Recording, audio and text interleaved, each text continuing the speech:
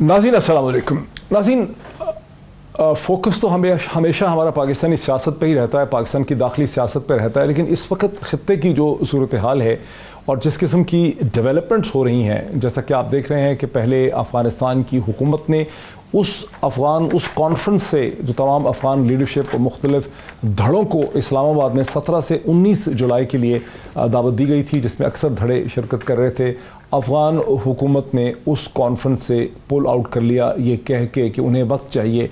और फिर अब हमने देखा कि कैसे अफ़गान एम्बेसडर की साहिबजादी के अगवा का जो पुरसरार वाक़या हुआ, जिसकी कुछ तफसीलात हमारे सामने आई हैं और जो बहुत अजीब व गरीब वाक़या लग रहा है, और जो तफसीलात हमारे सामने CCTV फुटेज की इस्लामाबाद पुलिस और रावलपिंडी पुलिस के दरमियान जो बहुत ज़बरदस्त बाहमी इश्तराक देखा गया, उसके नतीजे में जो पूरा CCTV फुटेज का मंज़र हमारे सामने आया कि कैसे जो साहिबजादी थी अफ़गान एम्बेसडर की, उन्होंने ख़ुद अपने घर से पहले वो पैदल चलकर राना मार्केट इस्लामाबाद के F7 में गई, वहाँ से उन्होंने एक टैक्सी ली, वो खड्डा मार्केट गई, वहाँ उन्होंने एक और टैक्सी ली, खड्डा मार्केट से रावलपिंडी में सदर में गई, और फिर सदर से उन्होंने एक और टैक्सी ली और वापस इस्लामाबाद में दामाने कौ में आई। दामाने कौ से उसके बाद वो F9 पार्क पहुँची। F9 पार्क के बाद उन्होंने अपने घर से किसी को बुलाया।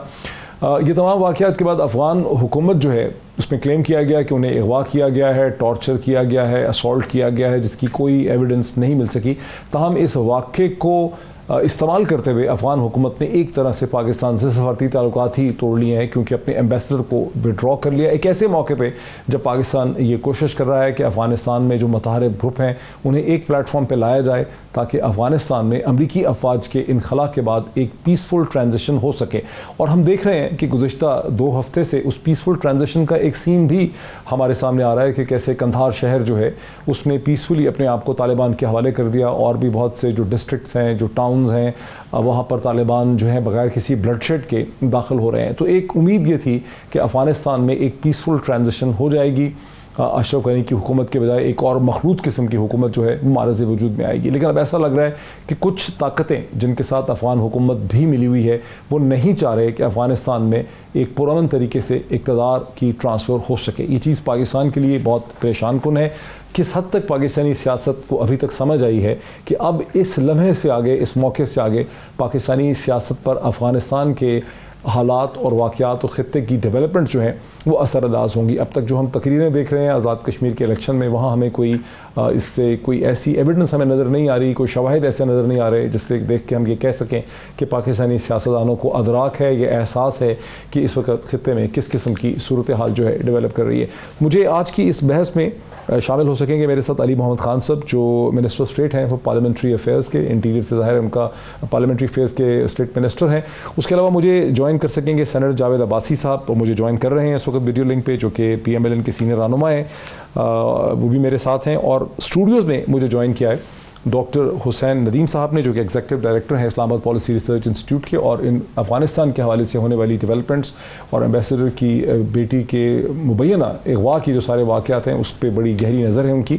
अभी प्रेस कॉन्फ्रेंस में मौजूद थे जो अब से 2 घंटे पहले पाकिस्तान के फॉरेन मिनिस्टर शाह महमूद कुरैशी ने की, जिसमें national security adviser doctor Moeed Yusuf भी मौजूद थे, और इस्लामाबाद के IGP जो हैं वो भी इस प्रेस कॉन्फ्रेंस में थे जिन्होंने सारी डिटेल्स दी। तो वहीं से डॉक्टर हुसैन उठ के आ रहे हैं मेरे पास। Very warm welcome to all my guest.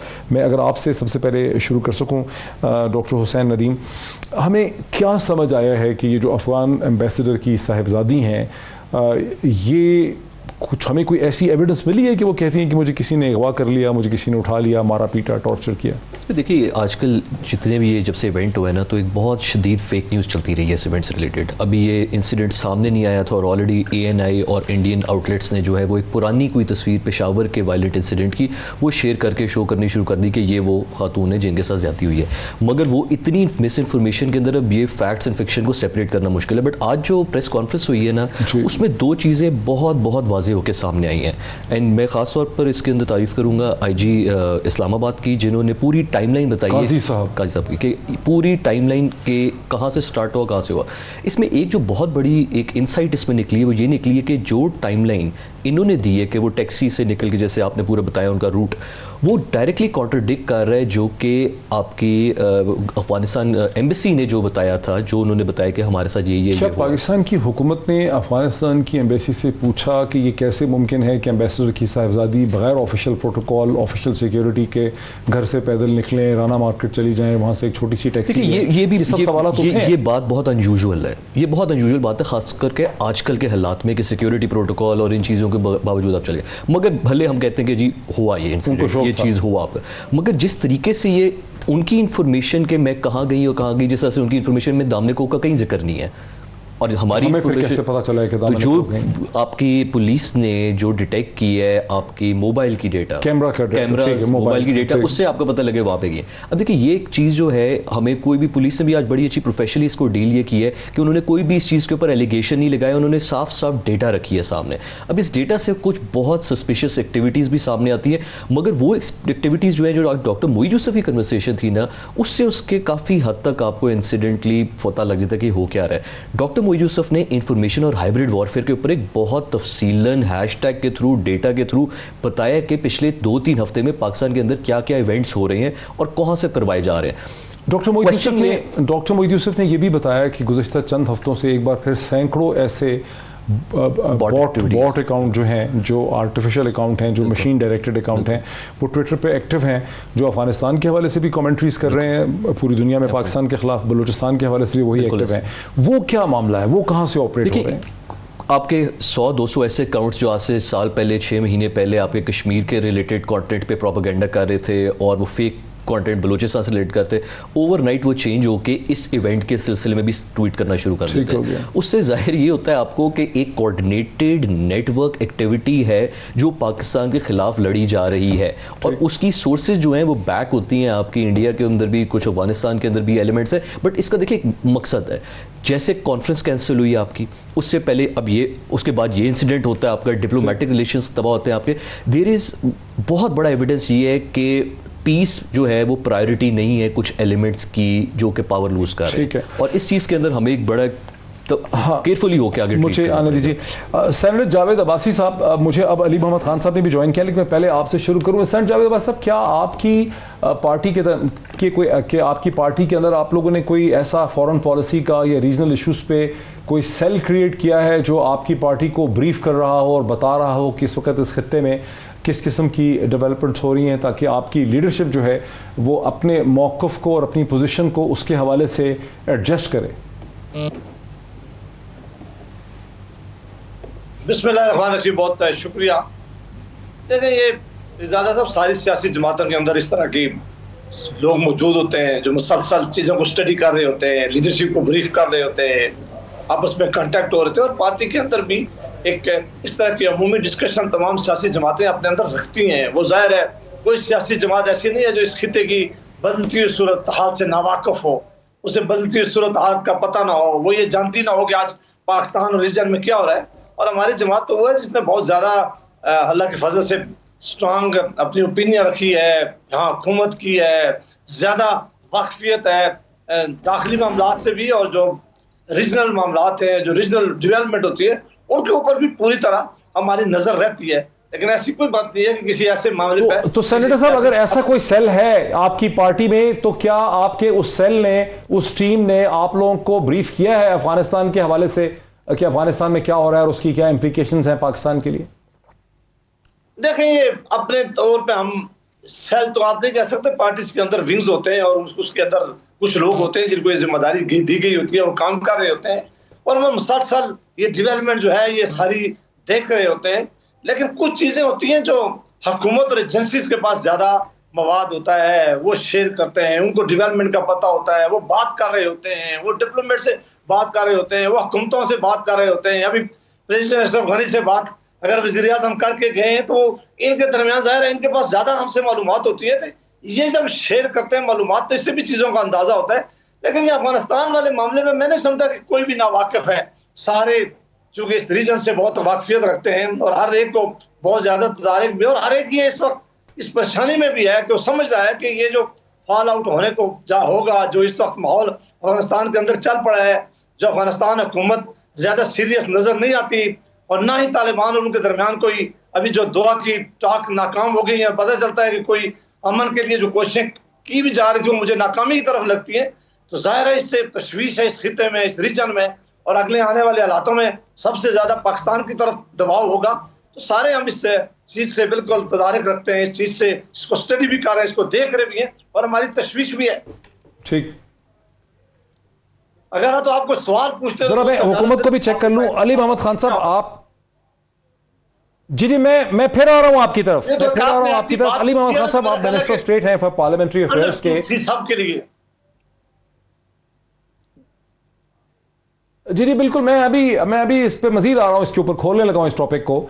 Ali Mohammad Khan साहब, आज़ाद कश्मीर में आपकी पार्टी और आपकी अपोजिशन की तरफ से जिस किस्म की तकरीरें हो रही हैं, उनसे तो कहीं कोई ऐसा दूर पार का भी खुशबू नहीं आ रही कि आपकी पार्टी को या अपोजिशन को ज़रा भर भी एहसास है कि इस खत्ते में किस किस्म की तब्दीली आ रही है। हिंदुस्तान में पैगासस का जो सॉफ्टवेयर है वो पाकिस्तान के प्राइम मिनिस्टर के ख़िलाफ़ भी इस्तेमाल किया जा रहा था, वो बात वहाँ से लीक आउट हो गई है, इंटरनेशनल स्टोरी आई है। उसके अलावा हमने देखा कि कैसे हिंदुस्तान के एक्सटर्नल अफेयर्स के मिनिस्टर जो हैं एस जयशंकर, वो बीजेपी के एक विंग को ब्रीफिंग करते करते ये मान बैठे हैं कि कैसे पाकिस्तान को फैटफ की ग्रे लिस्ट में रखने में हिंदुस्तान की हुकूमत ने बहुत ज़्यादा कोशिश की है। तो आपकी जमात जो है और आपका इस स्टेज पे मौक़िफ़ है क्या कि पाकिस्तान की क्या हो रहा है खित्ते में, और आपकी पाकिस्तानी सियासत को क्या करना है?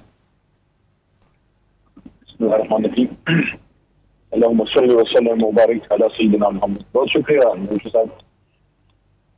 दोनों इश्यूज आपने जो उठाए हैं, देखें पहले तो ये जो आपने सफीर जो अफगान का जो इशू आया है उस पर तो आज शाह मोहम्मद कुरैशी साहब ने और फिर मोहित यूसुफ साहब ने और IG साहब ने तो खैर बड़ी डिटेल में बात भी कर दी है।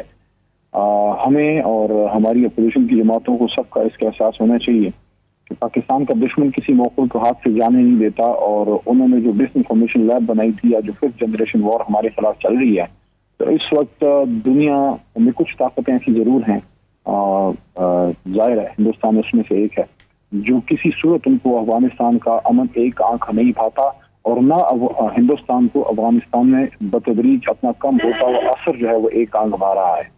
इस सूरत हाल में वो कोशिश कर रहे हैं कि पाकिस्तान को जो है वो बदनाम किया जाए। आज कुरैशी साहब ने बड़ा तफसील से जिक्र किया है, और खान साहब से भी मुलाकात मेरे ख्याल में हुई है कि एम्बेसडर साहब की शायद, और उसके साथ साथ जो है उनको ये भी बताया गया है कि हर मुमकिन हम तहकीकात करेंगे, जो फैक्ट्स सामने लाई जाएंगी, और वो जो सफारती अदाद में जिम्मेदारियां हैं उससे पाकिस्तान, हमारी वजारत खारजा और हमारी इंटीरियर मिनिस्ट्री, हमारी हुकूमत उससे बखूबी आगाह है।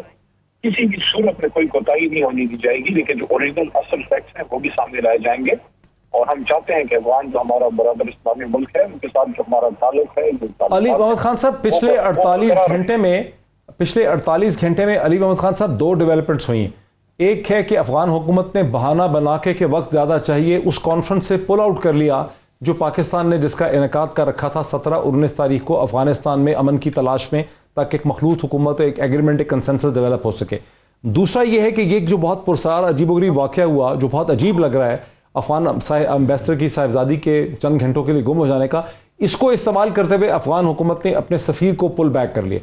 अब ये दोनों चीज़ें जब यहाँ से वाशिंगटन, ब्रसल, लंदन, दुनिया भर में जाती हैं तो वहाँ ऐसा लगता है जैसे पाकिस्तान अफगानिस्तान के अंदर कोई बहुत गलत किस्म की और कोई गलत किस्म की हरकतें कर रहा है, जिसके नतीजे में अफगान हुकूमत जो है रिएक्ट कर रही है। इस पे अब आपकी हुकूमत क्या करेगी? बिकॉज आपने ठीक कहा, मतलब कि भाई हिंदुस्तान नहीं चाह रहा है शायद कि अफगानिस्तान में पीस हो, तो अब आप करेंगे क्या? बिकॉज उन्होंने तो कहानी खड़ी कर दी है। देखिए, खित्ते में बदलती सूरत हाल है। पाकिस्तान ने सबसे ज्यादा सफर भी किया है, और वो वज़ीर आज़म इमरान खान साहब ने वो बात की भी अशरफ गनी साहब को कि पाकिस्तान और क्या करे, 70,000 तक हमारे बंदे जो है वो फौत हो चुके हैं, और हमने ही ये सारी पीस डील कराने में एक मेन किरदार अदा किया। एक प्रॉमन तरीके से जो है अमरीका का इख्तिला हो, साथ साथ में उनकी जिम्मेदारियों का भी एहसास दिलाया है कि आप इस तरह से अगर जाएंगे तो अगर खुदा न खास्ता अफगानिस्तान वॉर की तरफ खुदा न खास्ता माजिला जाता है, उसका तो असर सबसे ज्यादा पाकिस्तान पे पड़ेगा। तो सबसे ज्यादा अमन की ख्वाहिश अगर अफगान कौम के बाद कोई कर सकती है, पाकिस्तानी कौम और अफगानिस्तान की हुकूमत और रियासत के बाद अगर कोई कर सकती है तो पाकिस्तानी हुकूमत और रियासत कर सकती है। तो इस पे तो कोई दो राय नहीं है। और जो उनको यकीन दहानी भी ये कराई गई है और उनको ये कहा गया है, मैं दो बातें यहाँ पे करूंगा कि हम चाहते हैं कि अफगान सफीर यहाँ पे रहें, हमारा उनका बरसों का ताल्लुक है और मसले मसाइल आते रहते हैं, लेकिन कोई भी बल्कि नहीं चाहता कि ऐसा मसला हो, लेकिन असल फैक्ट सामने आने दें। दूसरा जो आपने बात की, देखें अफगानिस्तान में सूरत चेंज हो रही है, वहाँ ताकत का तवाज़ुन है वो चेंज हो रहा है, तो उसके हिसाब से आगे जो है वो बढ़ा जाएगा। और जो वज़ीर-ए-आज़म साहब ने बात की है कि वहाँ जिसकी भी हुकूमत आती है हमारा उसमें कोई काम नहीं है, हमारा उसमें साहबान आते हैं, चाहे उनकी इनके साथ जी होती है, हमारी ख्वाहिश होगी सियासी हल निकले, जो भी वहाँ हुकूमत होगी, अभी भी जो हुकूमत है जो उसका हल हम उसमें इंशाल्लाह with the partners in the peace. और जो खान साहब ने हमारे वज़ीर-ए-आज़म साहब ने जो कौमी असेंबली में डॉक्टर मीर ज़ादा साहब बात की है, I think that's the key, that's the way for. वो क्या है, वो ये है दो बातें जो उन्होंने की। नंबर वन कि अफगान हमारे भाई हैं, और दूसरा कि हमारी सरजमीन किसी के खिलाफ बशमुल अफगान किसी के खिलाफ यूज नहीं होगी। और अमेरिका जैसे सुपर पावर को कहना कि एब्सोल्युटली नॉट। मुझे ब्रेक से पहले जरा जावेद अब्बासी साहब को, जावेद अब्बासी साहब, जो अफगानिस्तान पे हुकूमत की पोजीशन है इमरान खान हुकूमत की, उसके आप लोग साथ खड़े हैं या आपके मौक़िफ़ में कोई फर्क है? एक तो बड़ी होप थी कि जब प्रेसिडेंट अशरफ गनी और प्राइम मिनिस्टर पाकिस्तान की मुलाकात होगी तो मुमकिन है कि जो थोड़ा बहुत मिसट्रस्ट था उससे ये दोनों ख़त्म करने में कामयाब हो गए, लेकिन लगता है कि उस मीटिंग के बाद मिसट्रस्ट ज़्यादा बढ़ गया है। फिर ये भी एक थी कि शायद अफगानिस्तान का डेलीगेशन अगर पाकिस्तान आता है और वाकई यहाँ सीरियसली कोई एफर्ट होती है, तो अगर कोई वहाँ की सेटलमेंट होती है, तो हम सब की ख्वाहिश थी कि अगर वहाँ अमेरिका चूंकि इस मामले में बिल्कुल इंटरेस्टेड नजर नहीं आ रहा, अमेरिका की बिल्कुल ख्वाहिश नहीं है कि अब अशरफ गनी और तालिबान के दरमियान या वहाँ के बाकी ग्रुप के दरमियान कोई सेटलमेंट हो या ना हो। अब अमेरिका का लग रहा है कि वो ये बिल्कुल इसी तरह छोड़ के चला गया और उसका ख्याल है कि ये रीजन अगर डिस्टर्ब होता है तो बेशक होता रहे, लेकिन इसको पाकिस्तान है या बॉर्डर कंट्री ईरान है या चाइना है या ताजिकिस्तान है, बाकी वो ज़ाहिर सीरियस ले भी रहे हैं, लेना भी चाहिए, हमें सीरियस नजर आना चाहिए। मेरी सिर्फ ये एक जरूर ख्वाहिश है कि हम ये देख रहे हैं कि अशरफ गनी का से पहले करजई से लेकर उन्होंने कभी भी पाकिस्तान के ऊपर बड़ा ट्रस्ट नहीं किया। वो उनकी दोस्तियां और तल्ले को अफगानिस्तान हमेशा इंडिया के साथ ज्यादा रखते रहे और अशरफ गनी भी वही पॉलिसी रख रहा है। मेरा ख्याल है कि उसको इस वक्त बड़ा दिल करके पाकिस्तान जो बात कह रहा था वो भी माननी चाहिए थी और रीजन वाले जो बात कह रहे थे वो भी माननी चाहिए थी कि हम कुछ नहीं चाहते, लेकिन उसकी मेरा ख्याल अभी भी उसकी कहीं छुपा हुआ दिल में शायद है कि पाकिस्तान का तालिबान पर ज्यादा असर रसूख है, वो डील कराने में शायद कामयाब हो जाते, उन्हें बिठाने में कामयाब हो जाते। तो मेरा ख्याल है कि वो ज्यादा जो उसकी अपनी सोच है वो ज्यादा क्लैरिटी नहीं नजर आ रही। और फिर ये जो अभी उन्होंने ये एकदम एम्बेसडर को बुला लेना नजर नहीं आ रही है। मुझे ब्रेक लेने दीजिए। ये बहुत जल्दी जो इकदाम किया है, लगता है कि सर जावेद अब्बासी साहब मेरे साथ रहिए। सेनेटर जावेद अब्बासी भी, अली मोहम्मद खान साहब भी मेरे साथ हैं, डॉक्टर हुसैन नदीम भी मेरे साथ हैं। एक ब्रेक लेते हैं, ब्रेक के बाद इस डिस्कशन को आगे बढ़ाते हैं आफ्टर द ब्रेक। नाज़रीन वेलकम बैक। नाज़रीन जैसा कि मैंने शुरू में कहा कि इस वक्त पाकिस्तानी सियासत जो है उस पर बहुत तेज़ी से असरात मुरतब हो सकते हैं खित्ते की डेवलपमेंट्स के, गो के इतना शायद अदराक ना हो लोगों को इसका मीडिया में और पाकिस्तानी सियासत में। इसी हवाले से हम बात भी कर रहे हैं कि किस तरह से गुज़िश्ता 48 घंटे में अफगानिस्तान की हुकूमत ने अपने आप को उस इंटरनेशनल कॉन्फ्रेंस से भी पुल कर लिया जो इस्लामाबाद ने जिसका एहतमाम और इनकाद किया था, जिसमें तमाम अफगान ग्रुप्स आ रहे थे। उसके बाद देखते ही देखते एक पुरसरार वाक़या हुआ अफगान एम्बेसडर की साहिबजादी की चंद घंटों के लिए गुम हो जाने का।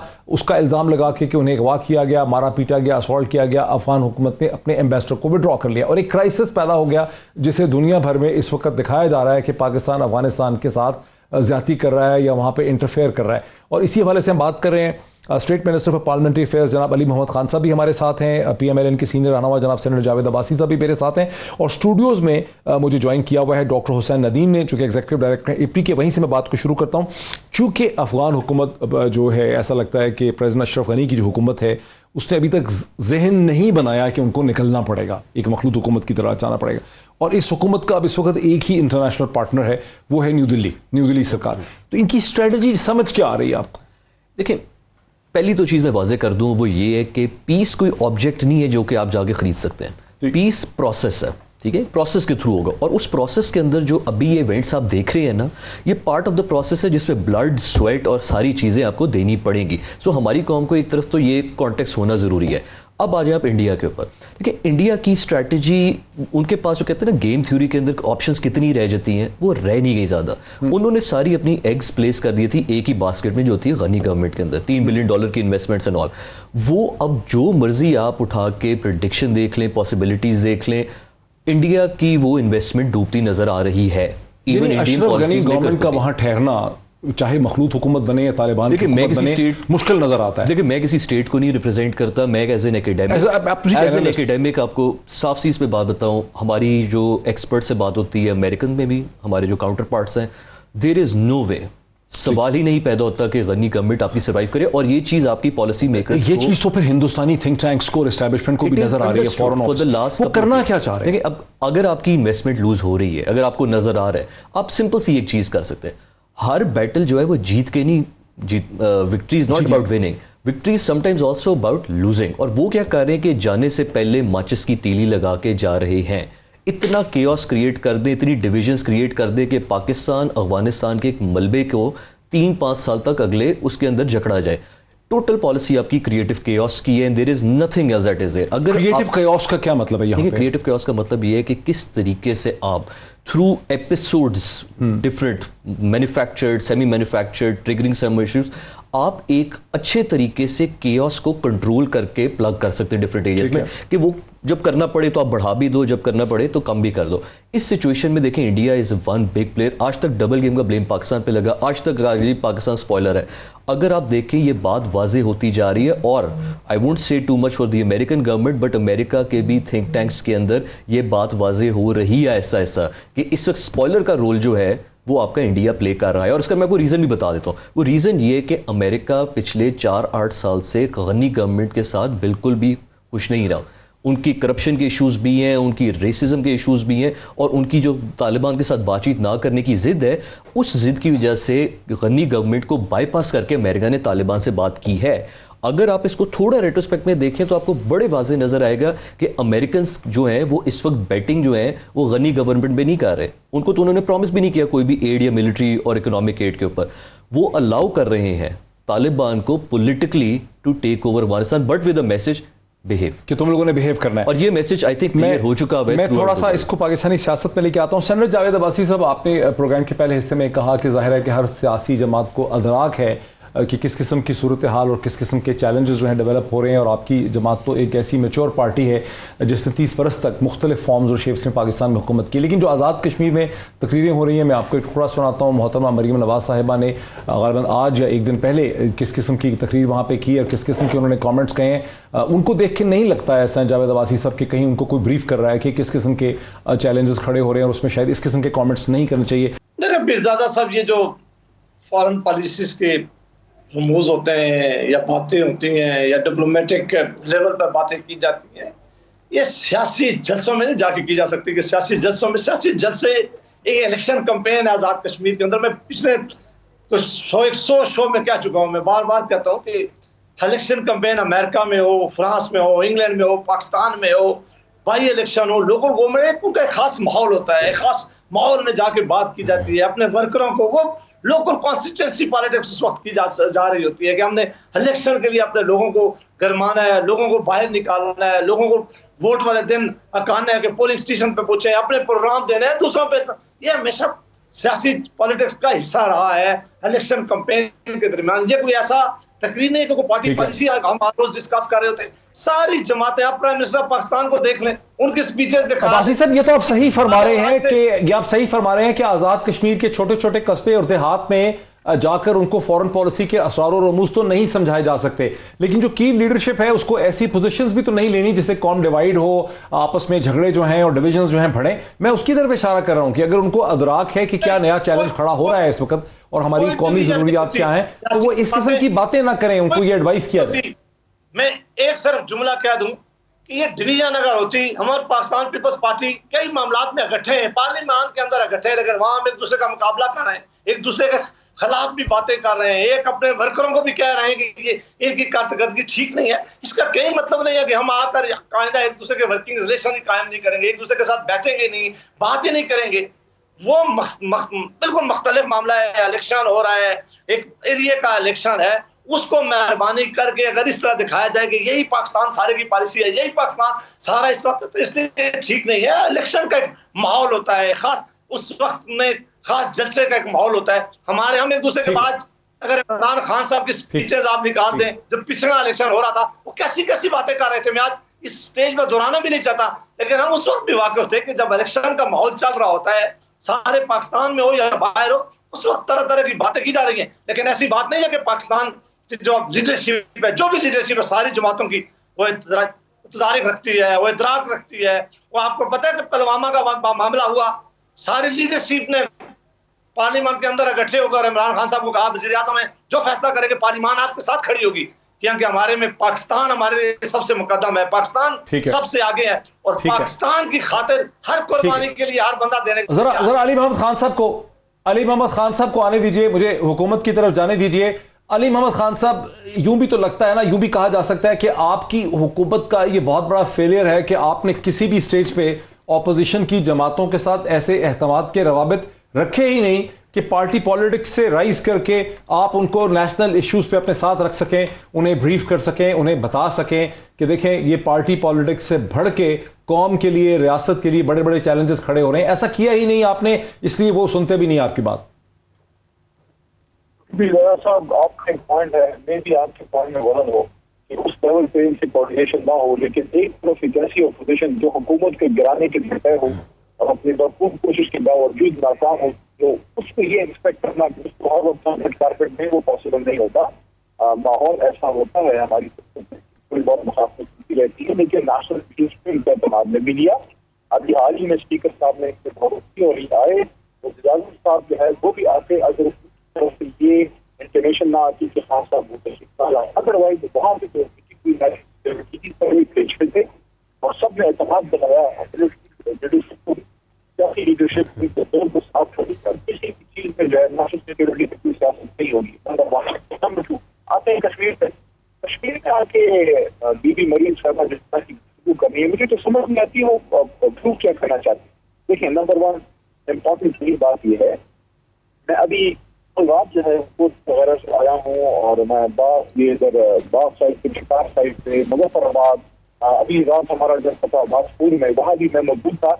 ऑन ग्राउंड टॉपिक की ज्यादा सा सिचुएशन ये है कि मुस्लिम लीग नून लीग वाले आके पहले तो फॉर्म को मरियम नवाज शेख साहिबा और फारूक साहब जो एक्स पीएम है वो आके बताए कि 5 साल में हमने क्या क्या जो वोट में आए हैं। परसों रात में चित्रार में एक पहाड़ी इलाका है जो फारूक साहब मोहतरम साहब आता है, और वहाँ एक यंग नौजवान को खान साहब ने तय किया है, जिखान हैदर साहब, यंग लड़का है। वहाँ पे आप हैरान हो जाएंगे डॉक्टर की बातें लोग इतनी बड़ी करते हैं। मैं जो ग्राउंड करने वाला बंदा उसकी बात कर रहा हूँ कि वहाँ पे फारूक हैदर साहब के हल्के में बच्चियों का डिग्री कॉलेज तक नहीं है। वो रिक्वेस्ट कर रहे थे कि आप जब पास होंगे तो डिग्री कॉलेज बनवाइए। रोडों की हालत अगर वो है, मैं बिलासपुर में ये बॉर्डर एरिया है कंट्रोल पे, वहाँ ऐसा चैलेंज होती है।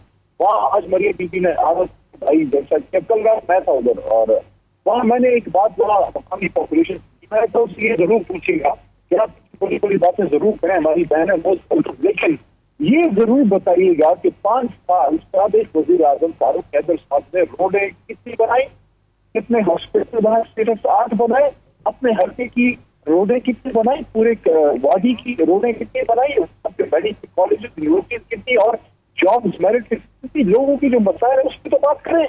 इसका जावेद अब्बासी साहब से जवाब ले लेते हैं ब्रेक से पहले। सेनेटर जावेद अब्बासी साहब, ये जो सवालात उठा रहे हैं अली मोहम्मद खान साहब के, भाई वो बड़ी बड़ी बातें तो कर रहे हैं, लेकिन जो बुनियादी इश्यूज थे उस पर तो काम ही नहीं किया उन्होंने। ये चूंकि आजाद कश्मीर में पहली दफा गए हैं, पहली दफा एक वफाकी वजीर गया है, पाकिस्तान की हिस्ट्री में फिर ज्यादा सब नहीं हुआ कि कश्मीर के इलेक्शन कमीशन ने उसे कहा कि आप कश्मीर छोड़ के निकल जाएं। उधर मोदी को निकाला जाता है मकबूजा कश्मीर से, और इधर इनके वजीर को निकाला गया है। कभी पाकिस्तान की तारीख में किसी मरकजी वजीर और उसके पास जिसके पास ये मिनिस्ट्री हो कश्मीर अफेयर की, उसे कश्मीर बदल करने का हुक्म दिया गया हो।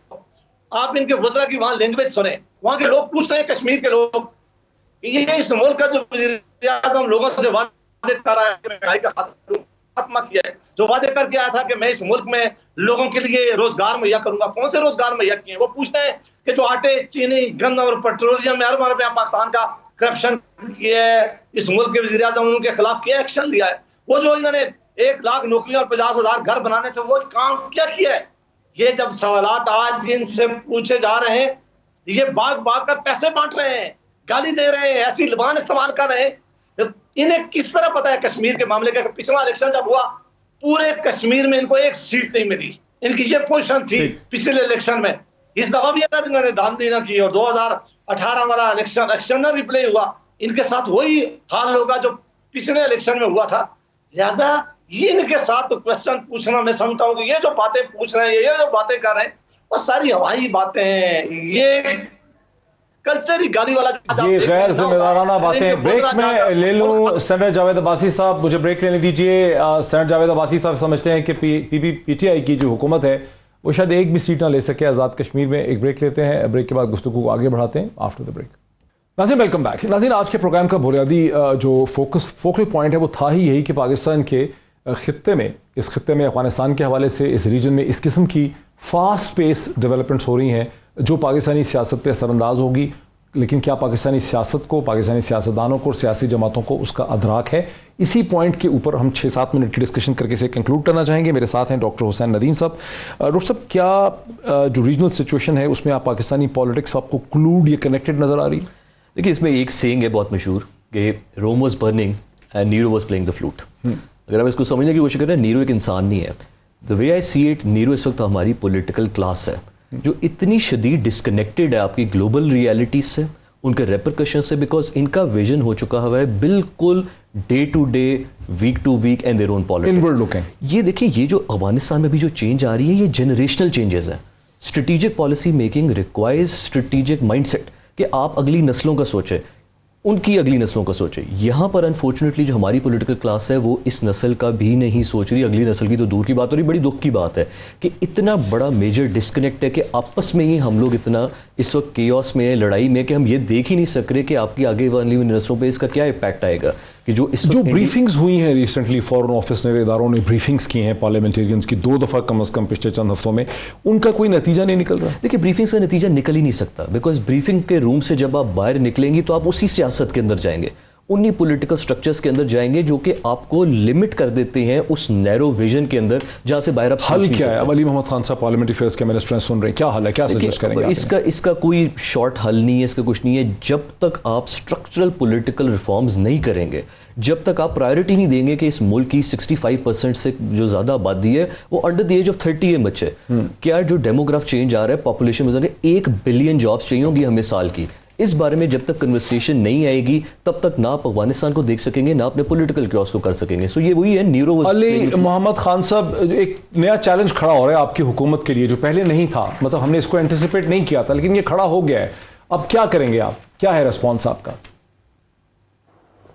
देखिए, चैलेंजेस जब आते हैं तो अल्लाह ताला हर दौर के लिए चैलेंजेस को फेस करने की योग भी बनाता है, और अल्लाह की बड़े लीडर हैं और माजी में भी हमें मिले हैं, विजन भी है उन्हें। देखिए, सियासतदानों के बीच में खासकर भी चलती रहती है। अभी इलेक्शन कैंपेन है, ज़ाहिर आप उसके लोग जो लीड करेंगे। अभी मैंने कुछ सवाल उठाए तो मेरे दोस्त बैरिस्टर साहब ने बजाय इसके जवाब देते कि वहाँ क्या परफॉर्मेंस है, ये बात की कश्मीर में नहीं है, ये नहीं क्या वो मटीरियल है।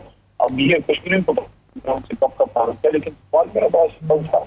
लेकिन 2 नुकते हैं जो स्ट्रेटेजिकली इशू है। कश्मीर कॉज में किसी की भी हुकूमत आए जाए, कोई डिक्टेटरशिप ना हो, उस पर रियासत का प्रिंसिपल स्टैंड में जरा है, उसमें कोई कुछ नहीं है। वो वही है जो हमारे वही लेवल है कि प्लस होता है और कश्मीर पीछा रह गया पर बात।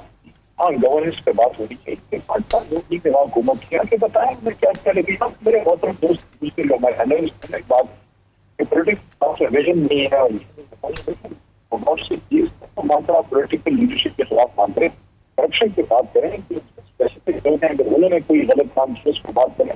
मुल्क आपको एक सियासतदान नहीं किया था, कमरे में बैठ के मैदान में निकल सियासतदानों ने वो करान उसमें तहरीक चलाई, पीछे आपका बराबर पावर है, आज अगर आपके देश में एक इस्लामी एक आइन है, आपको किसी भी कहना कि पॉलिटिशियन में विजन नहीं है, ये गलत बात है। हाँ, हम में करप्ट लोग भी हैं और हम में गलत लोग भी हैं, लेकिन अल्लाह ताला की तरफ से लीडरशिप ही इसको आगे लेके जाएगी। और इमरान खान साहब का विजन था, ट्विटर में ब्यूरोक्रेट ने हिम्मत नहीं की कि अमरीका को कैसा सियासी लीडर।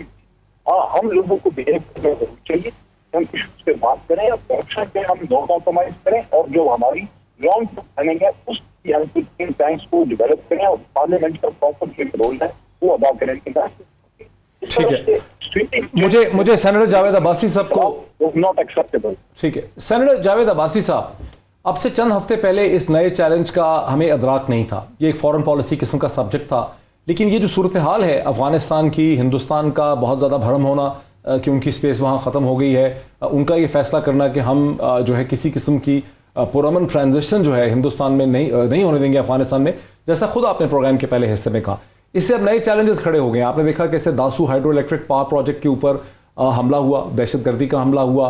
उस हमले के बाद जो चीनी कंपनी है उसने अभी तक अपने काम को रिज्यूम नहीं किया, हिंदुस्तानी अखबारात उसका जश्न मना रहे हैं। पाकिस्तान के अंदर भी आपके बाद लिबरल तबके ऐसे हैं जो समझ रहे हैं कि ये शायद हुकूमत की बहुत बड़ी नाकामी है। इस वजह से मैं बार बार ये सवाल पूछ रहा हूँ कि अब आपकी पार्टी का क्या मौक़िफ़ है, आप इन चैलेंजेस को कैसे देख रहे हैं और आप क्या मदद करेंगे हुकूमत की और रियासत की कि इन मसलों से, इस मसले के खिलाफ हम एक कॉमन स्टैंड ले सकें। एक तो जो आपके गेस्ट यहाँ डॉक्टर साहब बैठे हैं, मैं उनसे बिल्कुल इत्तेफाक नहीं करता। उनको अपनी स्टडी को ज़रा ज़्यादा वसी करना चाहिए।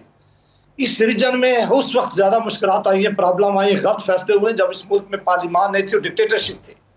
यहाँ मैं रिसेंट 2 इंसिडेंट आपको से करता हूँ।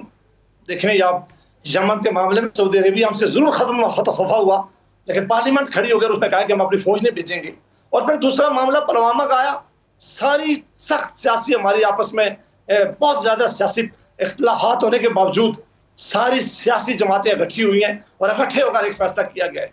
इस रीजन में हमारा चाइना के साथ तल्लुकात रहे, जो भी हुकूमत गई है, हमारे सऊदी अरेबिया के साथ तल्लुकात, हमारे ईरान के साथ तल्लुकात आप देख लें। अब इंडिया के साथ किसी सियासी जमात भी आ जाए, हमारी कोशिशें रही है सारी हुकूमतों की, वहाँ बहुत सारे मसाइल हैं जिस पर डिस्कशन की जा सकती है। लेकिन ये मैं इत्तेफाक नहीं करता कि यहाँ की लीडरशिप इतनी तकसीम है कि उनको चीज़ों का तदारिक नहीं है। ये बिल्कुल गलत बात है, इससे कोई मैं इत्तेफाक नहीं करेगा। सियासत हम जरूर करते हैं, सियासत सारी दुनिया में होती है, लेकिन जो रियासत पाकिस्तान के मसाइल हैं उनसे हम सारे वाकिफ हैं, उसमें हम सारे इकट्ठे होते हैं, एक आवाज़ होकर हम बात करते हैं। अब ये जो मामला अभी आपने रिसेंटली कहा है अफगानिस्तान का मामला, ये हमारी नाकामी नहीं है, ये हमारी गलती नहीं है, ये सबसे बड़ी गलती अमेरिका की और नेटो की है। वो जिस मकसद के लिए आए थे, जब वो नाकाम होकर भागे, हम सब उनको कह रहे थे, सारी जमातें कह रही थी कि आप मेहरबानी करके कोई एक ऑनरेबल सेटलमेंट करके अफगानिस्तान के अंदर जाए, जिसका वो वादा करके आए थे। वो चीजों को इस तरह छोड़ के गए। बदकिस्मती रही है कि कर्जे से लेकर अशरफ गनी की हुकूमतों तक इन्होंने ज्यादा अपना झुकाव जो है वो इंडिया की तरफ रखा। पाकिस्तान इनको समझाता रहा, मुख्तलिफ हुकूमतों में समझाते रहे, हमारी एजेंसियां भी समझाती रही, लेकिन उनके जहन में एक बात पड़ गई थी कि शायद तालिबान हमारे कंट्रोल में, तालिबान पे हमारा इन्फ्लुएंस ज्यादा है, तालिबान से हमारी हमदर्दी ज्यादा है, जो बिल्कुल नहीं थी। पाकिस्तान हमेशा चाहता रहा है कि अफगानिस्तान के अंदर अमन आए, अमन बरकरार रखने के लिए आप देखें सबसे बड़ी कुर्बानी भी दी हमने, सबसे ज्यादा ग्रुपों को हमने बिठाया। अभी आपने कहा था खाना काबा में लेके गए थे, ये कौन लेके इनको गया था, किसने इनको बिठाया था, फिर वापस आके इनको किसने बिठाया है। ये बदकिस्मती जरूर रही है कि उनका एक अपना तरीकाकार ऐसा है कि वो बैठकर बात, माहौल उनकी आपस में नहीं है और वहां की हुकूमत सीरियस नहीं है। लेकिन इसका क्या मतलब नहीं है कि पाकिस्तान की कोई लीडरशिप सीरियस नहीं है। सबको इस बात का तदारिक और सब चाहते हैं कि अफगानिस्तान का अमन होना चाहिए। उसी वक्त अमन होगा जब अफगानिस्तान की लीडरशिप भी इसका तदारिक करेगी, इस पे करेगी। बहुत शुक्रिया जनाब सेनेटर जावेद अब्बासी साहब का भी, अली मोहम्मद खान साहब का भी और डॉक्टर हुसैन नदीम साहब का भी, जो इप्री के एग्जीक्यूटिव डायरेक्टर हैं, मेरे साथ स्टूडियोज़ में थे।